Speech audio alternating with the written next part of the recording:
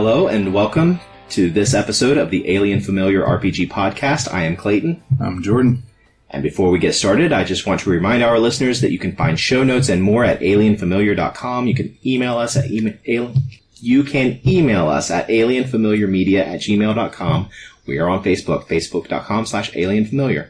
And we have a Patreon if you would like to help us out with hosting costs. Any help would be greatly appreciated. You can find us at patreon.com/alienfamiliar. Today, we are going to be continuing our meandering series about translating different settings in popular media into role-playing games. And today, we're going to be talking about the Mad Max franchise. Yeah.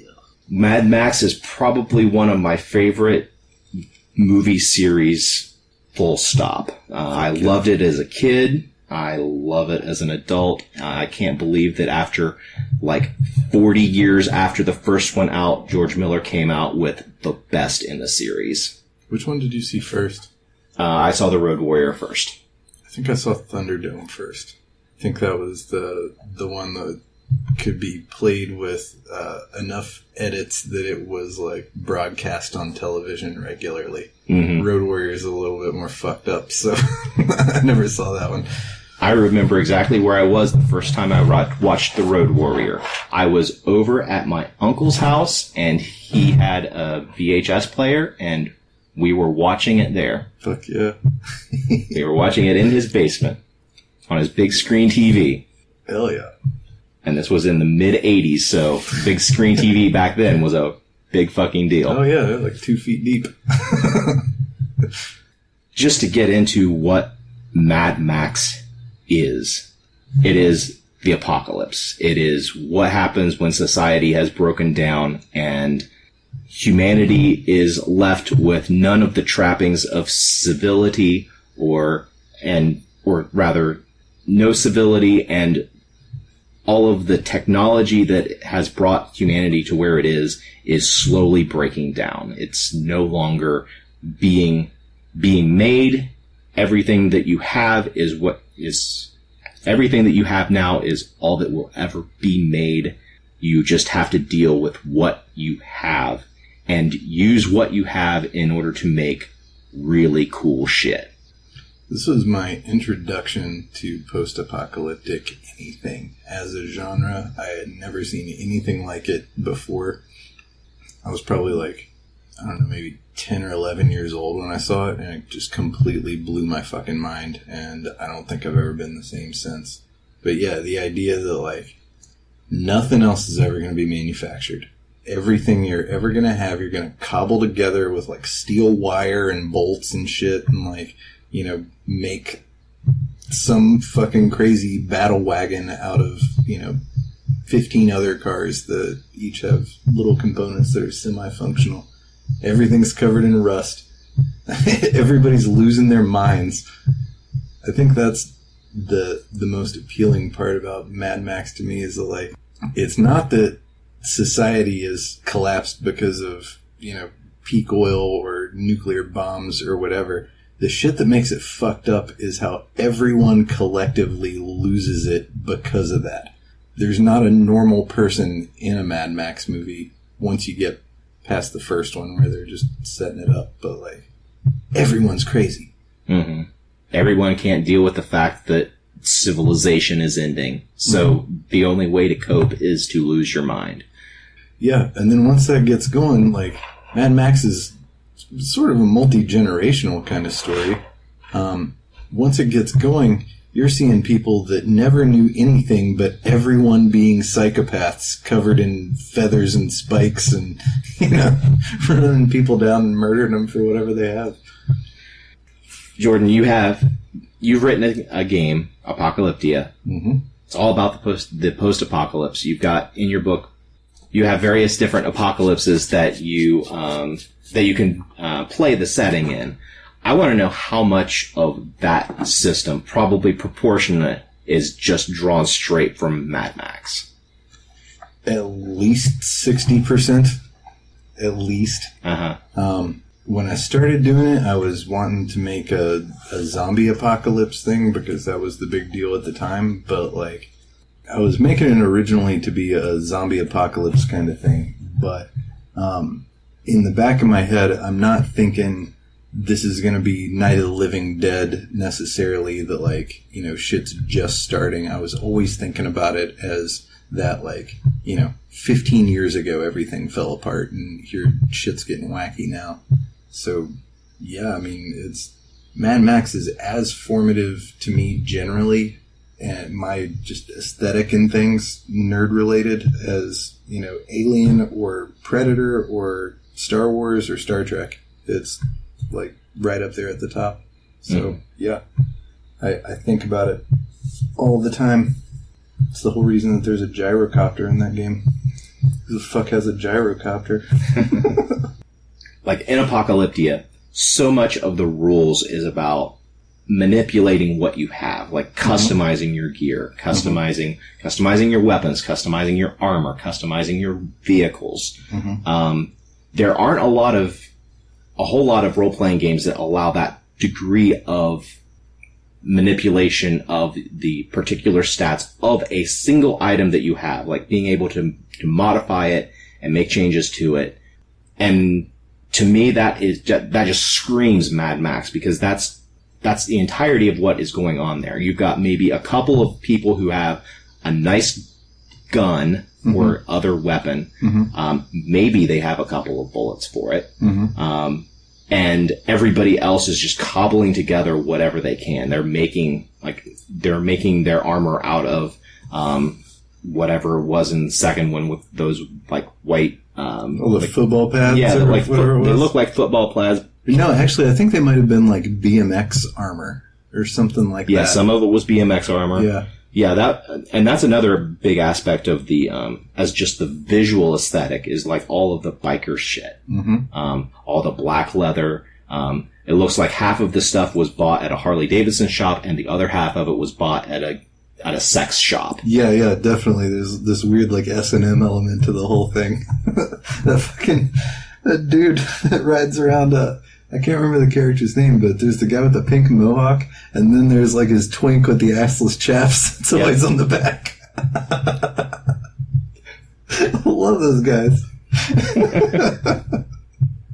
The whole thing is just like, yeah, it's like, how fucking ridiculous is everything gonna get? And it always like, there was a Key and Peele sketch that I think about sometimes where, one of them is like wandering through this like completely abandoned post-apocalyptic like downtown New York or something, and he looks like, you know, your standard wasteland survivor dude. And then he comes across the other guy and he's just losing it. He's like clowned up, he's like doing weird shit, he's like dancing, he's just being a lunatic. And the guy's like freaked out by this guy who's like not at all worried about survival. This dude's just putting on his own weird little like, you know, improv Broadway thing or something, like in the middle of the street.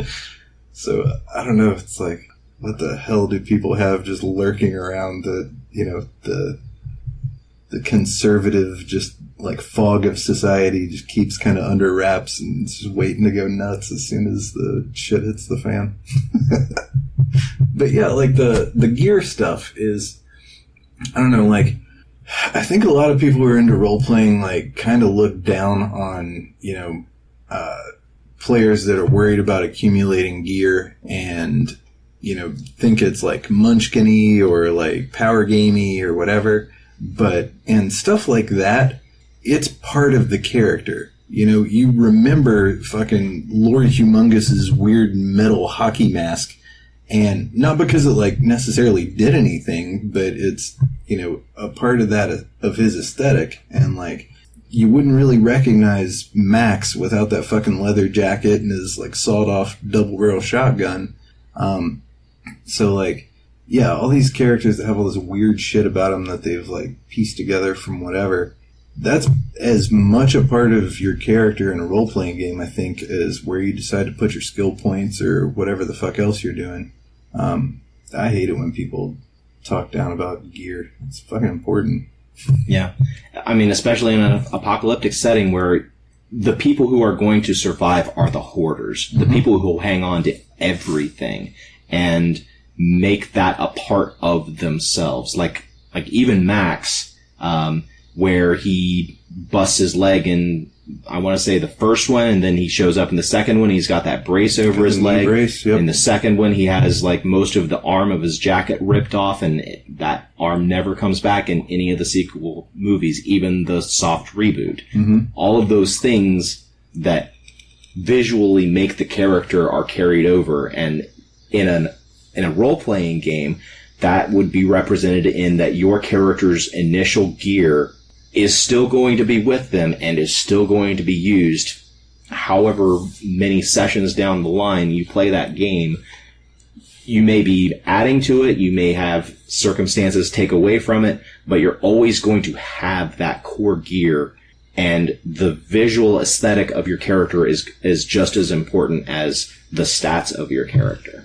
Yeah, and even beyond just the visual aesthetics too, I think what a character does with the gear that they find is self-expression. You know, yeah, it's survival. Yeah, it's power gaming because you're wanting to live and, like, you know, stakes are high. But, like, when, I think it was in Thunderdome, when Max gets run off the road and his car is flipped, and then these, like, raider guys come over and try to steal his gas, and then they find out that his gas tank is booby-trapped with dynamite. That tells you something about the kind of guy that Mad Max is and how he thinks about shit, you know? That's not just like, oh, I want to do a shitload of damage or, you know, whatever. Like, that's interesting. And he doesn't say a word. Like, he's not even in that shot, you know? But, like, when he's got that awesome dog and he's, like, sitting there hanging out with his dog, he pulls out some dog food, he starts eating it, and gives his dog some too. They're sharing dog food together. Like, if there's a lot of DMs that I think are always trying to, like, make shit like that difficult on players. You know, I could easily see a situation where a DM would be like, oh, well, you just have one ration, so you can have it, or your dog can have it, but you don't have enough for both. But that scene where he's splitting the can with his dog, that's cool. Yeah. You know? Like, I don't know. Another thing that I've noticed in the movies that is something that I think is very cool, but and is very gamey, and it translates well into a role-playing game, is how you have this dichotomy between these extremely rare and being expended resources coupled with these displays of excess. Like in Fury Road, at the beginning, Max doesn't have it, I'm sorry, I take that back. In The Road Warrior, Mad Max 2, Max needs gasoline. That's the first place that he stops is to try to find gasoline. He finds out, and he gets a little bit. And he gets a few miles up the road, his car is running on fumes, and he comes across this place that is refining gasoline, and they're using gasoline as a weapon to fend off the raiders for the settlement in a flamethrower. And yeah, even like in all of the big action pursuit scenes, like all of the most recent movie, a big hunk of Thunderdome and a big hunk of all of them, Max is trying to escape or whatever the hell. And rather than just send out a couple of really fast interceptors to get him, whoever the big boss is sends their entire fleet of vehicles. Yep. Like, in the last movie, there's like 30 vehicles going after, I mean, yeah, it's not about gas in that one, it's about the girl or whatever, but, you know, you could have possibly got the job done with just a couple. Like, put your best guys in a few cars and have them drive fast, but, like, do you need every single fucking van, dune buggy, motorcycle? Nope, but it's awesome. And it lends itself so well to games because you don't have to worry about, well, this settlement only has 50 people in it, and so only 10 of them would be of, like, warrior type characters. No, they're all warriors. Yeah. They're all badass. Yeah. They're all going to come at you with their knives, their homemade crossbows, their homemade shanks. their plastic spoon that they have sharpened down into a stabbing utensil. They're all going to come at you. You can assume anyone that's still walking around is a fucking killer. Yep. Well, in the second one, the little kid with the boomerang, with the love that kid. Sharpened blades that just the little kid was cutting off fingers and murking people left and right. God, he's got that mitt just for catching the boomerang. That kid's a badass. Love that dude. Oh, he's the guy that kills the twink. Yeah. He takes a boomerang right to the brain. Yep. Man, that movie's so good. So more than just what it looks like, there's also the way that the language is used. And I'm not just talking they're in Australia, they're talking with Australian accents. The language has evolved, even though it's like in the first one, it's said that it's set in a few years. The language is already changing. Slang is being picked up. Like words like gasoline are being muddled into guzzling. The evolution of the language just draws you in with being able to just pick up. Each player in a game like this could come up like with a word that they're changing or that they're using for a particular use. And it gives player buy-in to help create the world, mold the world into something that everybody can sit around and enjoy and basically world build along with whatever has been presented in the movies. Mm-hmm.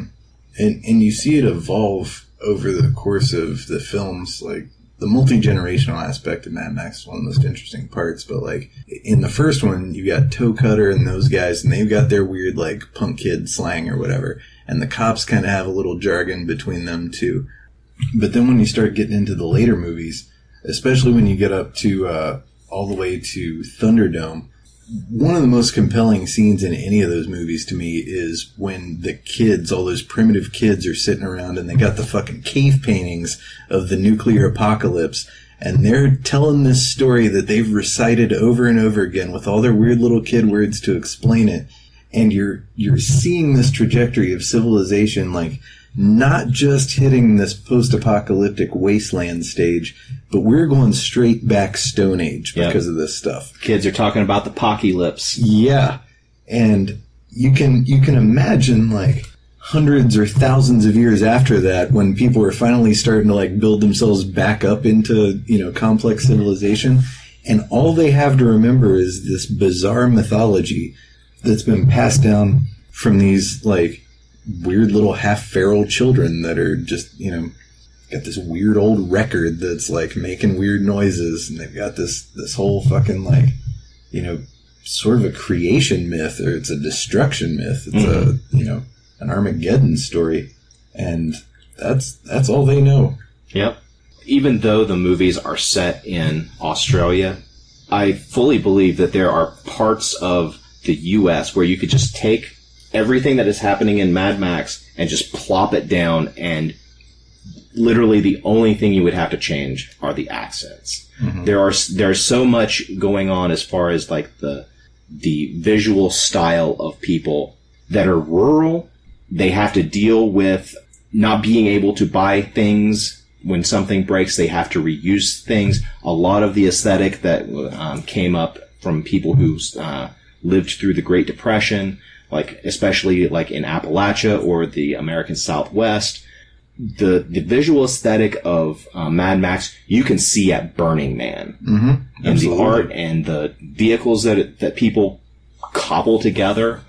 There's the Wasteland Festival. I think that's in the California desert, and that's just a straight up like Mad Max fest. Mm-hmm. Like they've got a Thunderdome. They've got like people showing up in tricked out vehicles, and the whole fucking bit. Like I want to go there desperately. Like I don't know if I'd ever leave.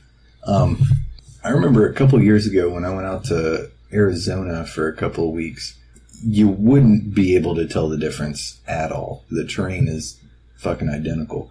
But there was a car that came roaring down the highway at one point, and it was a big old black SUV that was like kind of rusty and fucked up in places, but it had one of those like steel pipe like cage things built around it. It had like a snorkel, had like the fucking blades on the hubcaps. Like, this dude was ready.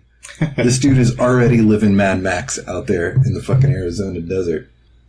So what kind of game systems do you think, aside from, you know, this amazing game that I made, of course, but like game systems that people have heard of, do you think Mad Max would work well in? GURPS can be used for anything. Sure. I really like me Savage Worlds. Savage Worlds, fast, furious, fun. I think really lends well to this big, over-the-top. It's very pulp in that these huge personalities are here doing these ridiculous and also amazing things. Mm. I think that the Mad Max post-apocalypse lends itself, ironically, toward very, very crunchy systems and also very, very narrative systems. It's a weird balance. Yeah. I couldn't see something scaled in the same way as like, say like D20 Modern was or something like that, where you've got like buckets of hit points. Unless it's like a real big dude, you don't see Max like fighting with somebody for like a long period of time trying to wear him down. Like, if it's a fist fight, that's one thing, but if a dude gets shot, he's over. Mm-hmm. You know, there's no fucking around with it. Dude takes an arrow in the chest. He's off. He fell off the fucking bike and he's done. Yeah. And even in the movies, Max, he gets damaged. He is visibly in pain for the rest of the movie. He is injured the rest of the movie. He is not using that limb for the rest of the movie. Mm-hmm. And yeah, with the crunchiness, like, you know, like we were talking about with the gear, and like when he's trying to use his shotgun and the one shell just kind of like flares out and, you know, is a dud. And all the fucking like vehicle modification and all that sort of stuff, like, I couldn't see it working well in something like Fate or something like that, where your gear is like essentially just another ability that you throw in at some point. Like, part of the simulation is getting people in this mindset, of managing the scarcity, of, you know, clinging with white knuckles to the very little bit of stuff that they have and trying to make it last as long as possible. I couldn't see that working out in the game where it's like, well, you can use this ability, you know, every encounter or something like that. Like, it just doesn't work that way. I'm going to disagree with you on the Fate aspect, because of one part of Fate is that the game master can bribe you into shit going wrong with Fate points so that you can be more awesome later. The storyteller, or I don't remember what it's called. I'm just going to say game master. The game master can bribe you and say, well, you're getting ready to pull the trigger on that guy. You've got the 2 shells in your double barrel shotgun. You're not sure if they're going to work or not. I will give you a fate point if that gun doesn't fire. That would be interesting. That would be interesting to see. But I don't remember there being a lot to keep track of in Fate. Like, I don't remember ever having an inventory of stuff. Right. You know? Yes. So, yeah, the like devil's bargain mechanic, that would be real cool. That could definitely come up in a lot of cool ways. But the other thing is that you have to have a game system that can convincingly simulate driving physics while also doing it elegantly enough that it is fun and continues to be fast-paced. Yeah. I'm still struggling with that. I've looked at probably every fucking driving mechanic that's ever been published in a role-playing game. There were whole role-playing games in the 80s that were devoted specifically to Mad Max-type driving kind of shit. They're all horrible. Mm-hmm. Or at least they're not my kind of thing, because they're ridiculously complicated. Also, I don't know that that players would really enjoy it if you faithfully did represent how driving works in your dice mechanics. Because, like we were talking about with lethality, people die the fuck out of themselves every damn day on the road, completely on accident, not trying to get in a high-speed chase or anything. Like, you will die in a minute in a car if something gets fucked up. And a personal story. Friend and I were going out of town. Some car to our right was drifting over into our lane. I didn't have time to do anything but swerve the wheel. Little did I know there's a pickup truck in my left blind spot. I didn't mean to make this guy spin out. I didn't make some high drive roll or anything like that. This was the slightest change in the degree of my arm on that steering wheel. And before I knew it, this old-ass pickup truck is spinning like a top across 2 lanes of traffic behind me. Any number of people could have died. Luckily, everyone was fine. But that dude was not going anywhere. I fucking executed that thing perfectly, and it was not a fluke. Anybody else that would have been in that situation and done the same thing, it always is going to work the same way, you know? Yeah, with stuff like that, like, most role-playing games want to keep a very tight lock on how much power a given player has in a situation and want to keep it proportional to whatever the encounter is, because it's a game and there's this like kind of tiered challenge thing that they're working with and stuff like that. But when you bring something as powerful as, you know, a 2,000-3,000 pound vehicle going 60 plus miles per hour into the equation, like, this is so much more destructive a force at people's hands with just the easiest manipulation of that force that it just completely blows all the power curve that's ever built into, you know, most role-playing games. You know what I mean? Yeah.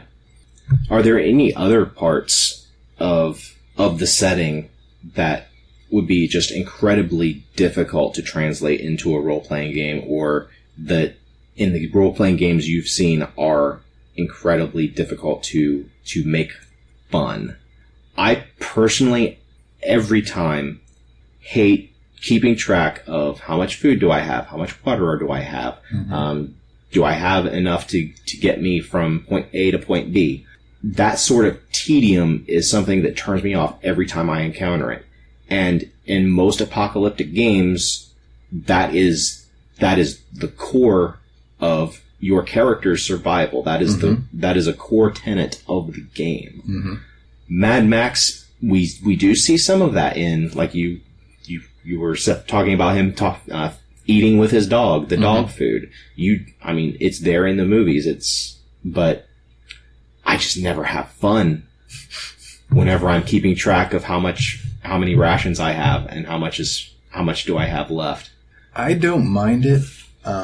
Because for me, every time I tick off a ration box or, you know, check off the 10 rounds of ammo I used in the last round of combat or whatever, I'm feeling pressure building up. And, you know, as that tension's rising, I find myself ready to do more desperate, stupid things to just try to get something, you know. I think it's completely relative to the player. I'm like a pig in shit when I got, you know, that kind of thing to play with. I should be a little bit more specific as to why it bothers me. The fact that I am taking it off my character sheet and I'm seeing it dwindle, that's not the part that drives me nuts. It's, I'm the one doing it. Are any of the other players? That is a problem for the DM to address, because, god damn it, that's the fucking game, y'all. Like, it is survival. It's not just, well, I put a week's worth of rations in my pack when we started, and yeah, I'm just topping it off here and there, you know? Like, no, you're not. Fuck you. You can't eat rocks. But it's something that the game master has to constantly be on top of and remind, okay, everybody take off a day's worth of water because you've been out here a day. Put down your phone and listen to me. I'm telling you. Yeah. Mark it off your sheet. You are not doing anything. Sit there, pick up the pencil, and mark it off your sheet. That might just not be that kind of game for those players. I mean, it's not going to be for everybody. I know that. I mean, one thing that we did at one of those apocalyptic games was I made a team sheet with group resources on it, and nobody worried about their own stuff. I just found a player, Chris, I'm pretty sure it was, who really got off on that bookkeeping kind of thing, and he was just team accountant. And, you know, when shit's getting low, it's like, guys, we got 2 days before we start getting real hungry. And, you know, that's cool. I mean, I could definitely see in that situation, if there's a group of people running around trying to survive together, that maybe there is one person that just acts as, you know, the quartermaster or whatever, and, you know, keeps everybody else abreast of what's going on. Maybe that guy doesn't tell everybody about everything and pockets some for himself. I don't know. That definitely is a very good piece of game mastering advice. Is if there is a player who was willing to do that, just put all of the pressure on them to keep track of it, and in character let the other players know, well, we have enough water for today. We're in the middle of the desert. We need to do something. Yeah. The drama is then within the party. You've got people being like, hey man, how many cans of food do we have left? Oh, fuck. I thought we were doing better than that. And then a discussion starts, you know? Yeah, I guess there's some kind of trick like that you have to pull where you make it feel like it's something that they're actually handling there in front of them and not just boxes on a sheet that they're checking off or whatever, you know? Maybe you could do something with like little props. You know, those little plastic, like, toy food cans and, like, random shit like that. You just have, like, a pile of them in the middle of the table. I've done, like, where you can make custom playing cards. Just print them, like, download a template and print it out of, like, this is your food, this is your ammo. I've printed that out, and I don't know, maybe it's just the groups I've been playing with, but it doesn't seem like it works. At least not in the way that I was wanting it to. I was thinking little physical object representations of it. Some little plastic bullets, some little plastic cans of food, little plastic water bottles, you know, stuff like that. Maybe if they had, like, their loot there in front of them. Like, that's one of the compelling things about, like, Savage Worlds and Deadlands and whatever, where you get the physical token that is the Benny. Like, that's neat. I like having stuff like that to, you know, physically understand right there in front of me, this is my resources. It makes you think a lot more than just a number on a page does, I think. Another thing that is difficult that I think is really hard to make fun and really hard to make realistic, but I think is important in this kind of thing, is sanity tracking.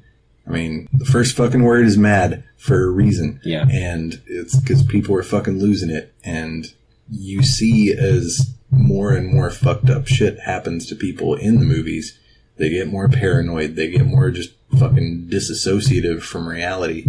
But the human psyche is so fucking complicated. And, you know, there's lots of games that have tried to do stuff with this. Fucking, you know, World of Darkness has been trying it for years. Call of Cthulhu's been trying it for years. And I've never seen one do it in a way that makes a lot of sense. And it might be one of those, like, grim realities about life that if you really want to simulate stuff like, you know, PTSD or whatever kind of mental illness accurately, you're just going to have that. Your character's essentially cursed. Like, you're not going to level up and, like, get rid of, you know, this, like, crippling paranoia or whatever. It's just... And most systems don't want to fuck with a person's character on that level. They don't want to make a player play a personality that they don't like. Yeah. Characters grow, they don't degenerate. Right. But that's not what this is about. It's about shit falling apart. Yep. So if we were running this game tomorrow, I wish we were, and we had a player who was not at all familiar with any of the Mad Max media, where would you start them? Would you start with Fury Road, the most recent movie? No. Which one would you start with? No. I'd probably start them with Road Warrior. I think that one is, even though I saw Thunderdome first, Road Warrior to me feels like the most pure one. The first one's not quite apocalyptic enough They go to a fucking old lady's house at one point. You know, they're hanging out on the beach. Like, shit's still kind of okay in places.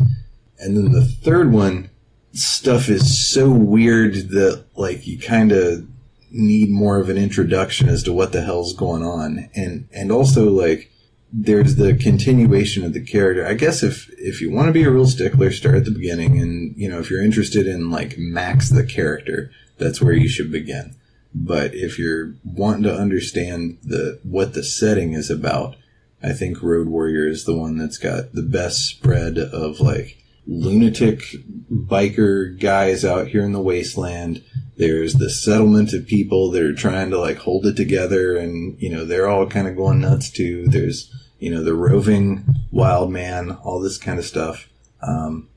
You got the one crazy feral kid that's kind of previewing the other feral kids that you'll see later on. Yeah, it's where it really gets into full speed, I think.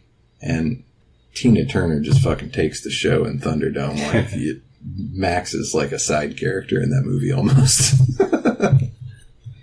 And then in Fury Road, he is a side character. Yeah, exactly. He absolutely is. I can't figure out Fury Road. Is it supposed to be set way the fuck later? Is it after Thunderdome? I tried to find the answer to that in preparation for this. And the best I can find is Fury Road was always written with Mel Gibson in mind as playing Max again. And when he couldn't be in this, they just changed the actor. Why? That's literally the only thing they changed. I mean, what's his name? What's the new guy's name? I like the guy. He's fucking Bane. He was a bunch of people. As soon as I see it, I'm going to know. I'm going to feel stupid. Oh, yeah. Tom Hardy. Yep. Yeah. Tom Hardy. So I like Tom Hardy, but if this is going to be, you know, the fourth chronological installment of Mad Max, I want to see an old Max. Mm-hmm. He's already an old dude in Thunderdome. Yeah. He's completely fucking gray. And in Fury Road, whenever they get to the place where there's supposed to be all the water and it's like just those old women, the old women are talking to Max like, you know, when we were around when the world went to shit. Right. Like, did he find the fucking Fountain of Youth somewhere out in the desert? Like, this dude is in peak condition. You know, clearly, probably his late 30s or something. And that was probably my only complaint about that movie. I love Tom Hardy, and I think he did a fine job there, but I would have been completely sold if that's like Mad Max's son or something. You know, whatever. You want to do that thing. But yeah, I was very disoriented in that movie because of that. And I want to know why Mel Gibson couldn't do it. This is pure speculation, but just, I don't think it's that he wasn't able to do it. It's that after all of the shit that happened to him in the late aughts and early teens. What, he's too fucking controversial to play some maniac running around in the wasteland? Are you kidding me? Like, this is perfect for him. That's why he was so good as Max. He's always been nuts. Remember Lethal Weapon? Like, this guy's always been a psycho. Yeah. Fucking William Wallace? Are you kidding me? This dude is not a normal guy. I agree with you that that the Road Warrior would be where I would point someone to get the most knowledge in a single movie about what is going on in the world. Are there any other movies that are kind of Mad Max adjacent that you would say also kind of fit the bill? If we were to take the setting and just put it in a different part of the world, do you have any suggestions there? There's two of them off the top of my head. Book of Eli is very much Mad Maxy in its whole aesthetic and cause of the apocalypse and everything. If Max is like chaotic good, let's say, maybe chaotic neutral, probably leaning chaotic good, Eli is the lawful good side of that coin. And then the other one is a movie that came out a few years ago with Guy Pearce and Robert Pattinson called The Rover, which I believe is also in Australia. Same fucking aesthetic, same car stuff, but it's interesting because it's a lot more intimate. It's a lot more about this troubled guy figuring out why he's troubled, and this poor, fucked up kid that has just never been given a chance, and them just kind of like sort of growing together, but in like fits and starts, and you know, it's all as messy as the genre is. So those are the main two I can think of right now that are exactly within that kind of apocalypse. There's one other movie that I would suggest, and it's not set in an apocalypse, and it has a little bit of supernatural elements, but if you take those out, that I feel like you could just set this down there, and that is the movie Desperation, based on the Stephen King book. I've seen it. It's got Ron Perlman in it. I'm sold. He plays this sheriff in this town that is completely abandoned. Mm-hmm. The only people there are like a few people who are traveling and come through the town. Mm-hmm. And if you remove the supernatural elements from it, because it's a Stephen King thing, I could absolutely see this happening. Like, just change a couple of the veneers, and this would be a post-apocalyptic story. Mm-hmm. There's two more that I'll add that are like slight stretches. The first one's not much of a stretch. It's only because of the terrain, like the ecology of the movie is not desert-like and all that kind of stuff. These are both Kevin Costner films. So first one's going to be Postman. Yeah. You know, Pacific Northwest. It's all very lush, but still like, you know, that post-apocalyptic thing. There's not as much of that everything's covered in rust and blah, blah, blah. They're sort of kind of holding it together. There's that one guy that's kind of building a fascist army kind of thing. So it's somewhat different, but you could definitely put it in there. And then the other one, of course, is Waterworld, mm-hmm. which is like Mad Max 1,000 years in the future. You know, it's Mad Max on jet skis. Yep. And goddamn, if you haven't seen Waterworld, you're fucking up your life. Dennis Hopper is reason enough to watch that movie. God, so good. Fucking raving lunatic the entire time. A fucking sad old man that he keeps down in the bowels of the ship, just seeing how much fuel they got left. And like when he's bored, he just spits on him. And the guy down there is like, "Thank you." Because it's attention. He only gets attention whenever he's asked how much fuel is left. And getting spit on is like manna from heaven. Great movie, man. Are there any others you can think of? If I'd have thought of this question before I started recording, I would have looked more shit up.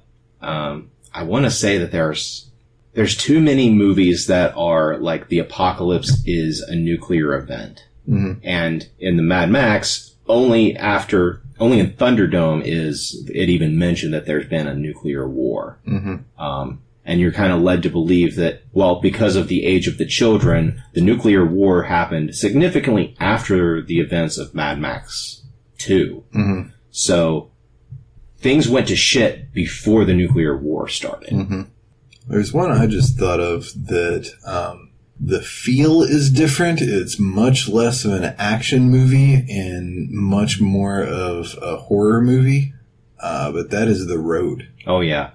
You could easily drop that in there because it's super vague about what the fuck's going on. You just know shit's falling apart fast. Mm-hmm. And there's not a lot of gun-toting stuff. There's one vehicle in the whole movie. And mostly it's just this guy pushing around a shopping cart trying to keep his fucking boy alive. Yep. That movie is great. Yep. I also recommend reading the book. Oh, yeah. Fuck yeah, man. I was amazed how little they changed from the book. Yeah. I read the book after the movie, and I was still glued to every page. Mm-hmm. So what kind of characters can we play in this type of setting? On this, I would lean just whatever your craziest idea is, pick that and run with it. Yep. Take it and turn it to 11. Everything goes. And obviously, like Gearhead's characters are going to be basically the most overpowered, but everybody has their place. There are the very charismatic leaders of the colonies or of the settlements. There's the entertainers. There's the whores with the hearts of gold, and there's the big dumb brutes, and then there's the calculated killers. If you got a Sawbones doctor, you're lucky as fuck. Yep. That guy is worth his weight in gold or gasoline. I think that probably more than just about any genre aside from maybe like vampire, a post-apocalyptic game would be the hardest to keep people in a group together long term, because there's so much scarcity and you're so likely to have to make fucked up decisions and choose one person over another. Whatever it might be, if it's as simple as, we got 3 cans of food and 6 mouths to feed, or, we're running away from these lunatics with shotguns and we can't all make it. All of life is hanging by a thread here, and I mean, depending on the story that you're telling, you could see people turn into, starving rats in a cage in a hurry. Whether you stir the shit pot yourself or not. One thing I do want to bring up about post-apocalyptic stuff as a genre that is always difficult to deal with, that is, by the nature of there being no laws whatsoever, and it being such a constant trope throughout the genre, rape is kind of the elephant in the room all the time. Because everybody kind of knows that shit would be going on like crazy if there weren't systems in place to fucking deal with it. I mean, it's going on like crazy now, and we got fucking judicial system. So imagine if it's just, gangs of dudes running around. That's not the kind of thing that you typically want to bring up in a fun Thursday night role-playing game session. Yeah. But a lot of times I feel like it's almost like in like 50s movies where like in like a real dark perverse version of this where like, the lead man, the lead lady lean in to kiss, and then it's like soft fade, and then it goes to the next scene, and it's like, well, implied that they slept together, but they're never going to show that on screen because it was the 50s. Yeah.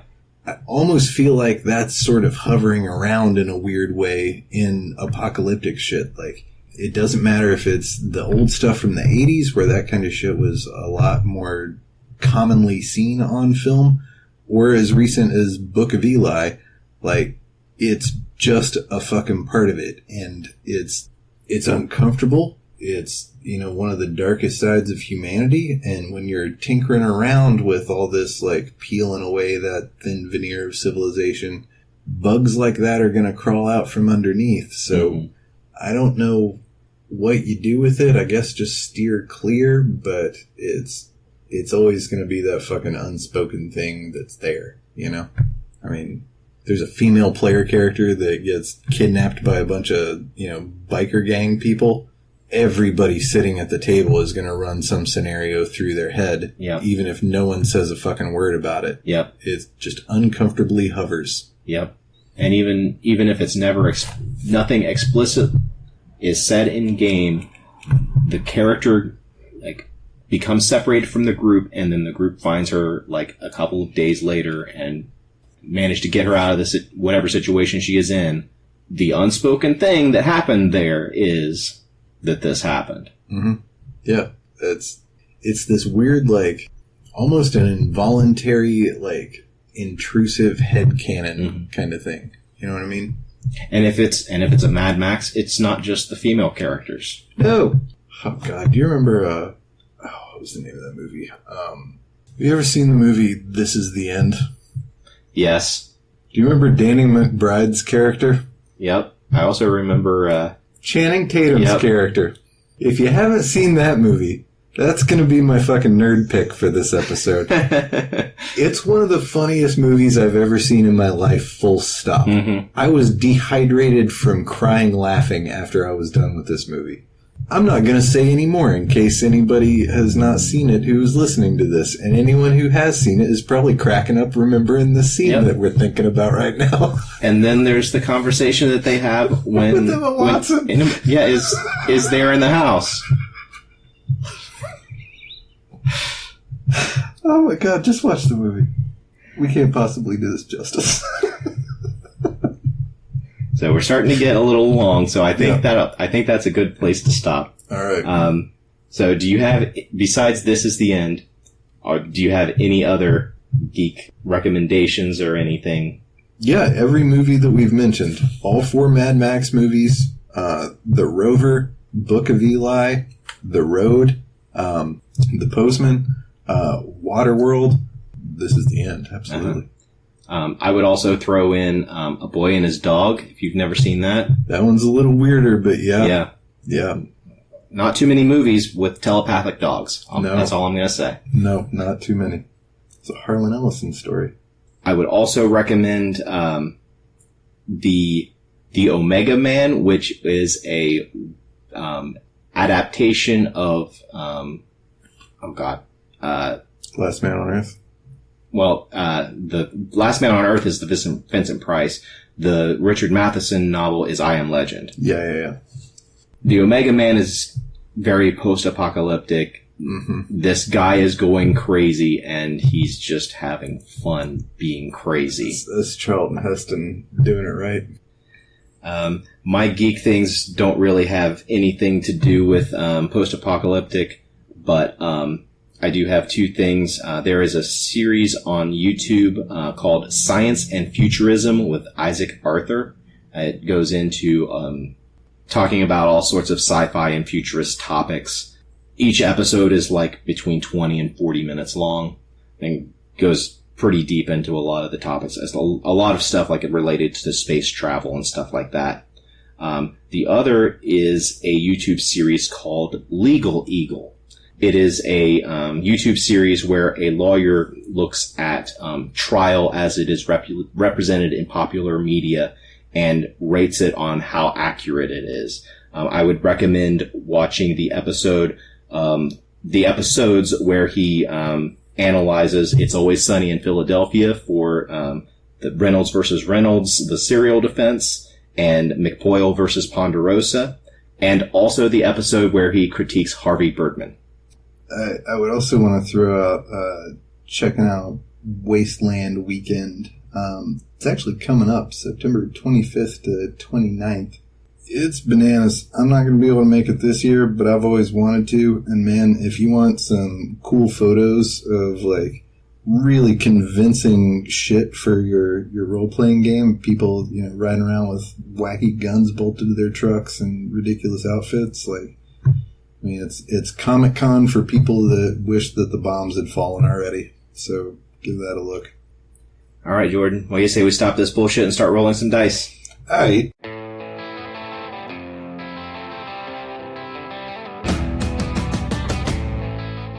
This has been a production of Alien Familiar Media. You can find past episodes and more at alienfamiliar.com. You can email us at alienfamiliarmedia@gmail.com.